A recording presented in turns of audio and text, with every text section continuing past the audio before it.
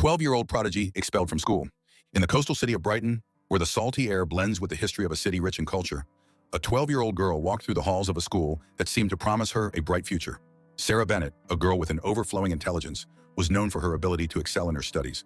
With her impeccable uniform, backpack full of books, and a determined look, she was heading to the Great Hall of St. George's School.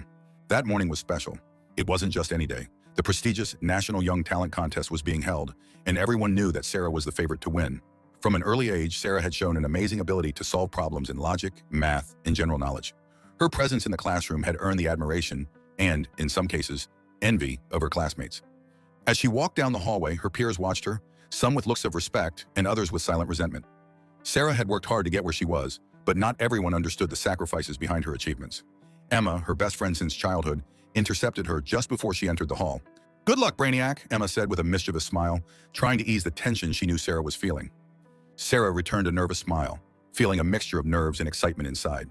She was ready. She knew that. But something about the atmosphere unsettled her. Inside the Great Hall, the chatter of participants in the audience filled the space. The tables were lined up in the center, ready for the contestants. Sarah took her assigned seat and took a deep breath, trying to calm the nerves that threatened to overwhelm her. The school principal, Patrick Hamilton, a man of aristocratic bearing and a stern gaze, approached the central podium with a solemn expression. "Welcome to the 30th National Young Talent Contest," he announced in his deep voice. "May the best one win." His words echoed through the hall, and the contest began. The tension in the room was palpable as the participants faced the most challenging tasks in logic, math, and general knowledge.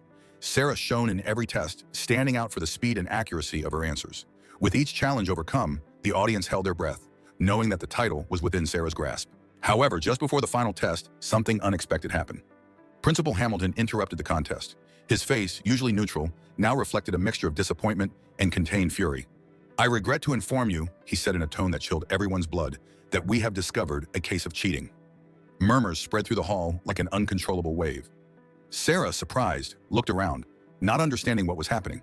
"Sarah Bennett," Hamilton said harshly, "is disqualified and expelled from St. George's School." The principal's words echoed in her head like a death sentence. In that instant, Sarah's world collapsed. The accusatory looks of her classmates, the whispers, the shocked expressions. Everything swirled in a tornado of confusion and pain. "But I didn't cheat," she cried desperately as tears began to run down her cheeks. Her protests were ignored, however. Two school staff members escorted her out of the hall, while Sarah, devastated, looked at her parents from a distance. They, humble workers who had made enormous sacrifices to give their daughter this opportunity, watched the scene with a mixture of disbelief and shame. That night, Sarah cried herself to sleep in her small apartment in Hove. Her once promising, dream-filled future had crumbled in an instant, and though the pain was unbearable, something inside her awakened, a spark of determination. This would not be the end of her story. One day, she would return and uncover the truth. If you enjoyed this first chapter, don't forget to subscribe so you don't miss the continuation of this story. The best is yet to come. 20 years after that fateful expulsion, life had completely changed for Sarah Bennett. Now, a 32-year-old woman, Sarah had managed to rebuild her life with impressive success. Having become a renowned lawyer, she was known for her professional ethics and her ability to tackle the most complicated cases with a precision and tenacity that left her colleagues in awe. On a sunny Brighton morning, Sarah walked confidently toward the building of the law firm where she worked. She wore an impeccable suit, and her hair, now shorter, softly framed her face. Though her professional achievements were evident, the past still weighed heavily inside her, hidden beneath the surface of her apparent success. She had not forgotten the day her life had changed forever. The humiliation, the injustice, the pain of being falsely accused, all of it was still alive in her memory, like a scar that never fully healed. She had promised herself that one day she would return to St. George, not as a humiliated girl, but as a woman with the power to confront the ghosts of her past. Fate, however, seemed to have its own plans. She had just arrived at her office when her assistant, Marta, rushed in with an urgent expression. "Sarah, you have an urgent call," Marta said, clearly concerned. "It's from St. George's School." Sarah's heart stopped for a moment. The name of the school that had marked her childhood still held an indescribable power over her. For 20 years, she had avoided any contact with St. George, refusing to allow that place to define her. But now, something had changed. "Put it through," she said firmly, hiding the storm of emotions stirring inside her. "This is Sarah Bennett," she said, trying to maintain her composure. "Miss Bennett, I'm James Miller, the current principal of St. George's School," said a voice on the other end of the line. "We are facing a critical situation and urgently need your help." Sarah's heart began to race. "What's going on?" she asked, unable to hide the curiosity that was growing inside her. "The school is being sued," Miller replied in a worried tone, "and if we lose, we'll have to close." Sarah listened in silence, trying to process what she had just heard. St. George's School about to close? The irony did not escape her. The place that had once rejected her now needed her help. "Why are you calling me, Mr. Miller?" Sarah asked, keeping her calm. "Surely you know my history with the school." There was a pause on the other end of the line. "Precisely because of that," Miller said. "We know that your reputation as a lawyer is impeccable. No one understands the importance of this case better, and maybe it's time to correct old wrongs." Sarah felt a chill down her spine. The opportunity she had waited for over 2 decades was right in front of her. She could refuse. She could let the school that humiliated her sink. But the spark of determination that had ignited inside her 20 years ago now burned brighter than ever. "Very well, Mr. Miller," she said calmly. "I'll take the case. I'll be at the school first thing tomorrow morning to discuss the details." When she hung up the phone, Sarah stood in silence for a moment, staring out the window of her office. Brighton was still the city she knew so well, but something in the air felt different. The time had come to face the past.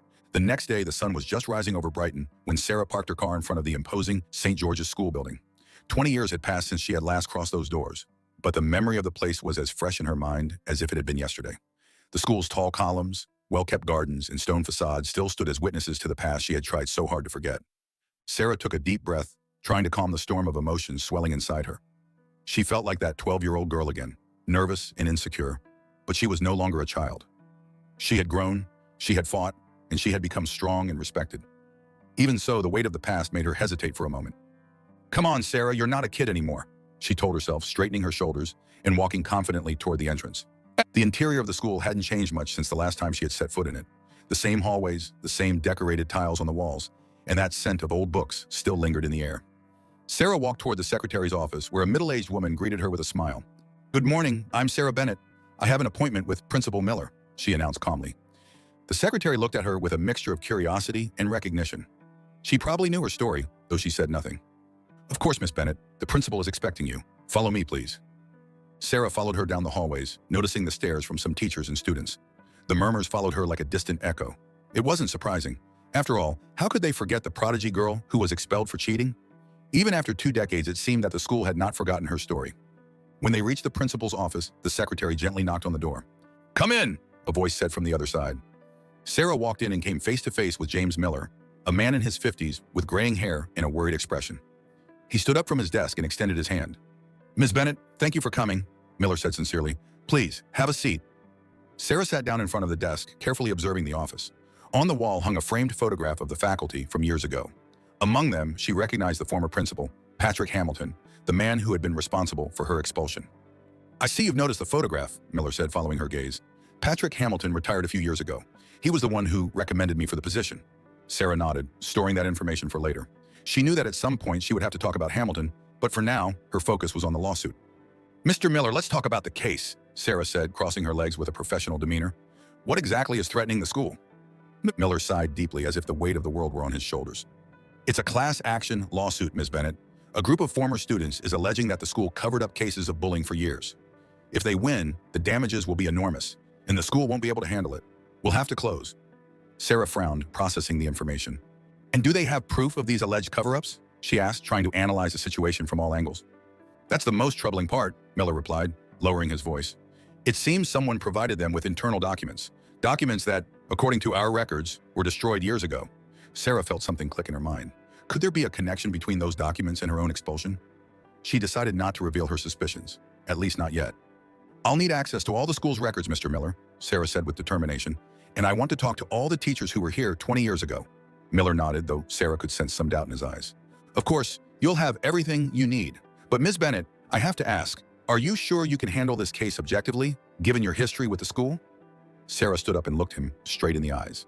"My past with this school is precisely what makes me the right person for this case. I know its hallways, its secrets, and above all, I know what it's like to have your dreams taken away here. I will defend St. George with everything I have, but if I uncover anything shady, I won't hesitate to expose it." Miller paled slightly but nodded with respect. "Understood, Miss Bennett. I trust your professionalism." When Sarah left the office, she paused for a moment in the hallway. The echo of her footsteps resonated in the silence, like a reminder of the ghosts of the past that still followed her. But she was no longer the girl she once was. Now she had the power to unearth old secrets and seek justice. In the days that followed, Sarah immersed herself in the investigation of the case at hand. They had assigned her a small office within the school, a modest space overlooking the gardens. There, she spent hours reviewing old records, files, and disciplinary logs that, for the most part, seemed harmless.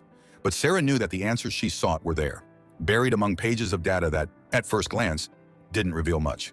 The smell of old paper and the dust accumulated in the files constantly reminded her how much time had passed since her expulsion. With every page she turned, her conviction grew stronger that there was a connection between her unjust expulsion and the current crisis the school was facing. One afternoon, while she was reviewing some documents, she heard a soft knock at the door.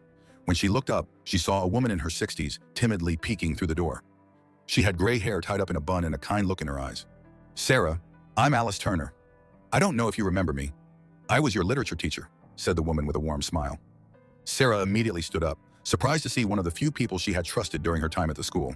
"Miss Turner," Sarah exclaimed, "of course I remember you. You always believed in me." Alice smiled and entered the office, closing the door behind her. "Sarah, when I heard you were here, I knew I had to talk to you. There are things you should know about what happened 20 years ago." Sarah's heart skipped a beat. For years, she had been trying to find answers, and perhaps Alice Turner could provide them. "What do you mean, Miss Turner?" Sarah asked, motioning for her to sit down. Alice sat with her hands clasped in her lap, looking at Sarah with a mixture of sadness and determination. "The day you were expelled, I was in the teacher's lounge," she began. "I overheard a conversation between Principal Patrick Hamilton and another teacher, William Stevens. They were talking about you. They said they had to take care of the problem you represented." Sarah felt a knot forming in her stomach. She couldn't believe what she was hearing. "Are you saying my expulsion was planned?" she asked, her voice barely a whisper. Alice nodded, her face filled with deep sadness. "I always knew something wasn't right. You were a brilliant student, incapable of cheating. But at that time, the school was going through financial difficulties, and I was the scholarship student," Sarah finished, beginning to understand what was going on. "Exactly. Hamilton saw in you an opportunity to save money while pleasing some influential families whose children were competing with you," Alice explained. "But there's more, Sarah. A few years ago, before he retired, I saw William Stevens taking documents out of the archive. He seemed nervous, like he was doing something improper." Sarah's mind was racing, processing all the information. Could those documents Stevens removed be related to her expulsion? "Miss Turner, do you know where I can find William Stevens now?" Sarah asked, her tone filled with determination. Alice nodded slowly. "He retired a couple of years ago. He lives in Kemptown, where he opened a small bookstore. I'll give you his address." Now, she took a piece of paper from her bag and handed it to Sarah. As she did, she looked at her with concern. "Be careful, Sarah. If my suspicions are correct, there are very powerful people involved in this." Sarah took the paper and nodded, grateful. "Thank you, Miss Turner. This helps me more than you know." When Alice left the office, Sarah stared out the window, watching the courtyard where she had once played and dreamed of a bright future. She knew the path to uncovering the truth wouldn't be easy, but she was more determined than ever. Now it wasn't just a matter of personal justice. It was about exposing a system that had been rotten for decades. That same night, Sarah decided not to wait any longer. She grabbed her car keys and headed to Kemptown, the neighborhood where, according to Alice Turner, William Stevens had opened his bookstore after retiring. As she drove through the narrow cobbled streets of Brighton, her mind kept replaying everything she had learned. If what Alice had said was true, her expulsion hadn't been a last-minute decision, but a carefully orchestrated maneuver to get rid of her. And if Stevens had been involved, then he likely had more information than he had revealed so far.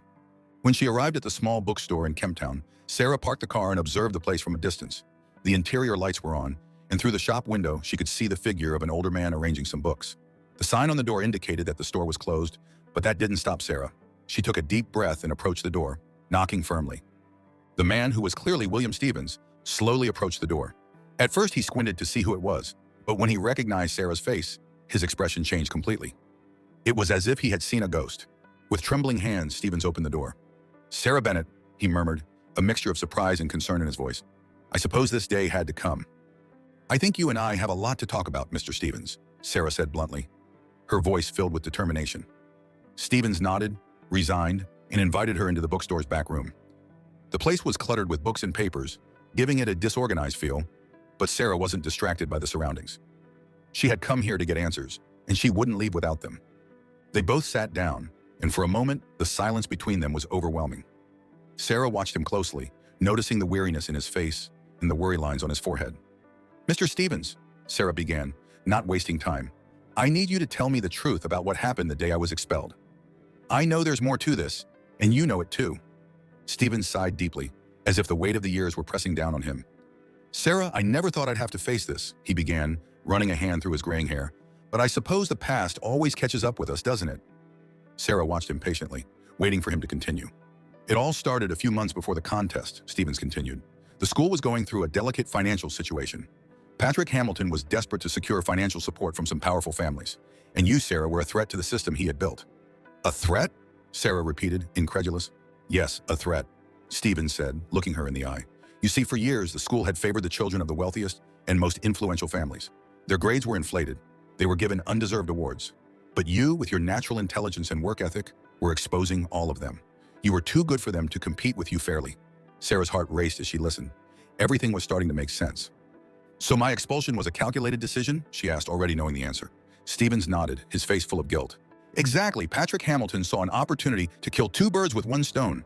Eliminate the threat you posed and secure the financial support of the families who wanted their children to succeed at any cost. Sarah closed her eyes for a moment, trying to process the magnitude of what she was hearing. But how could they accuse me of cheating without proof? She asked, her voice filled with indignation. Stevens lowered his gaze, visibly ashamed. I was the one who planted the evidence, he admitted. Hamilton pressured me. He threatened to expose some mistakes from my past if I didn't do it. The silence that followed was deafening. Sarah felt like she couldn't breathe. All the pain, confusion, and humiliation she had felt for years crystallized in that moment. And the documents, Sarah began, returning to Alice Turner's words. Those you took from the archive. What do they have to do with all this? Stevens nodded slowly as if resigned to tell her everything. A few years ago, I started feeling tremendous guilt for what I had done. I knew I had contributed to something terrible. So I began collecting documents, copies of records that proved how the system had been manipulated, not just with you, but with other students over the years. With difficulty, Stevens got up from his chair and walked over to a bookshelf filled with dusty books. He moved some of them and pulled out a thick folder filled with yellowed papers. Here's everything, Sarah. The proof of the corruption at St. George's, including your unjust expulsion. Sarah took the folder with trembling hands, feeling the weight of the truth in every page. She had spent so long searching for answers, and now she had them in her hands. But with them came a new responsibility. Why are you telling me this now? She asked, not taking her eyes off the papers. Because when I heard you were back, I knew it was time to face the truth. I'm willing to testify, Sarah. It's the least I can do to make up for my mistakes. Sarah sat in silence, processing what she had just heard. Her lawyer's mind was already drawing up a plan, but her heart was still struggling with the overwhelming emotions. This changes everything, she finally said. Not just my personal case, but the entire system at the school. Stevens nodded. I know, and I'm ready to face the consequences. As Sarah left the bookstore with the folder firmly in her hands, she felt something lift from her shoulders. The truth, so long sought after, was finally in her grasp. But now the question was, what would she do with it? When Sarah returned to her apartment that night, the lights of Brighton shimmered in the distance, reflecting off the calm sea that surrounded the city. Inside, her mind was still racing. The documents she had obtained from William Stevens held the key to dismantling the entire corrupt system that had affected so many students, including herself. But with that truth came great responsibility. Sitting at the table in her small but cozy Brighton apartment, Sarah spread the documents out in front of her. The folder she had received from William Stevens was packed with evidence, manipulated disciplinary records, inflated grades, and illegal agreements between former principal Patrick Hamilton and several influential families. There was more than Sarah had imagined, and as she read, the magnitude of the corruption at St. George's overwhelmed her. Among the documents, Sarah found minutes from private meetings in which Hamilton discussed how to cover up cases of bullying and abuse within the school. The system she had once considered untouchable had not only betrayed her, but dozens of other students who never had the chance to defend themselves. Her lawyer's mind was already mapping out a plan to expose all this information. She knew this wasn't just about clearing her own name. There were many others who had been affected and deserved justice. The question was she ready to face the consequences of exposing everything? As she reviewed the documents, her phone rang, interrupting her thoughts. It was a message from Emma, her former friend from school, who now worked as a teacher at St. George's. The message was short and direct.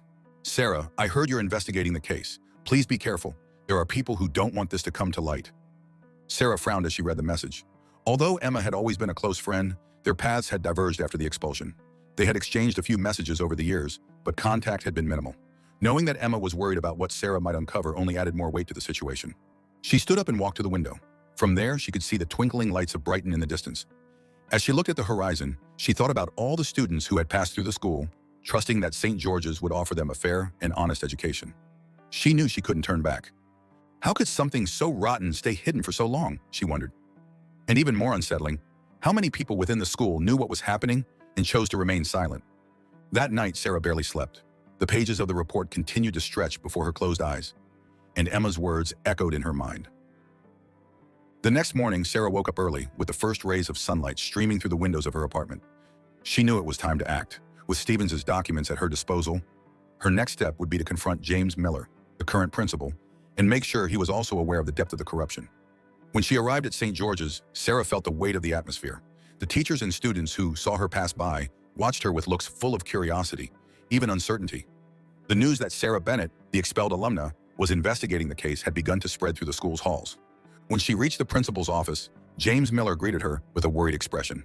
"Sarah, thank you for coming so quickly," Miller said, inviting her to sit down in his office. "It wasn't hard to decide," Sarah replied, placing the folder of documents on the table in front of him. "We need to talk about this." Miller frowned and opened the folder. As his eyes scanned the pages, his expression of concern turned into a mixture of shock and resignation. It was as if he was seeing for the first time the evidence of the corruption that had been eating away at the school for decades. "This is worse than I imagined," Miller murmured, slowly closing the folder. "I knew there had been some problems in the past, but I never suspected it was this serious." "The problem isn't just the corruption, Mr. Miller," Sarah replied. "It's the systematic cover-up. This isn't an isolated incident. It's a system designed to protect the powerful and punish those who don't fit their mold."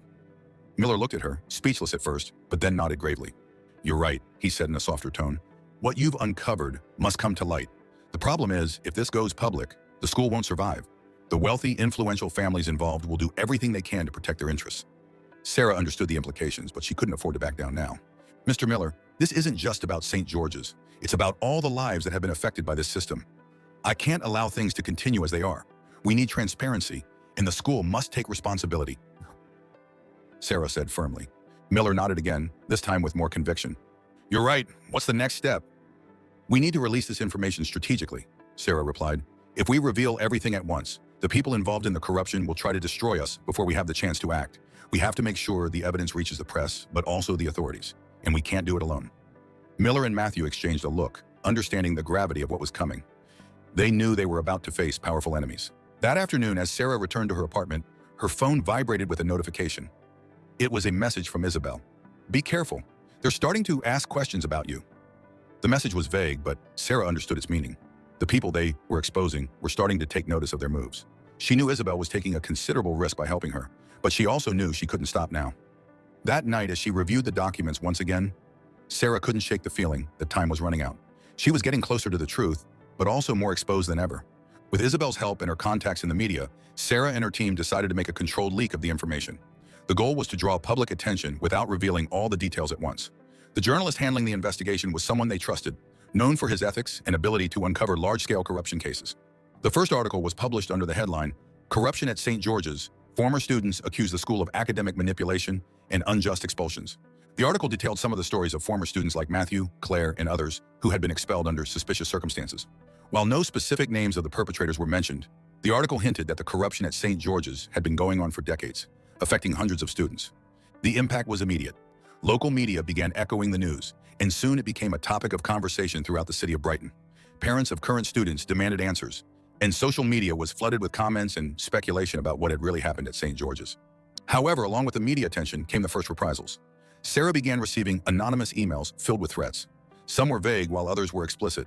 If she didn't stop investigating, she and everyone supporting her would pay the price. Although Sarah had expected some kind of reaction, the intensity of the threats caught her off guard.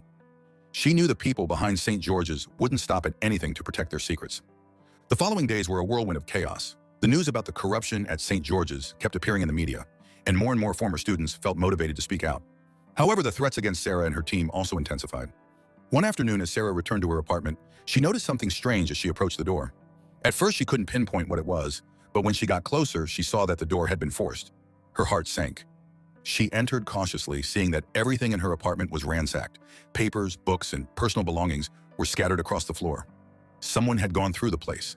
The first thing she thought of was Stevens's documents. She rushed to her desk, where she had carefully stored them, but when she opened the drawer, she realized the folder was gone. She stood frozen for a few seconds. Someone knew exactly what they were looking for. She immediately called the police, but as she waited, she knew this was a warning. Those behind the corruption at St. George's didn't just want to stop her. They were willing to destroy her. When the officers arrived, Sarah explained the situation. They took notes and assured her they would investigate. But Sarah knew this wasn't just a robbery. It was a clear message. If she kept going, things would only get worse. Despite the attack on her home, Sarah refused to be intimidated. She knew they were trying to scare her, but she also knew that if she gave up now, everything she had fought for would crumble. She decided to stand firm and called an urgent meeting with Matthew, Isabel, and James Miller. "They've stolen Stephen's documents," Sarah announced as soon as everyone was present. "They're playing dirty."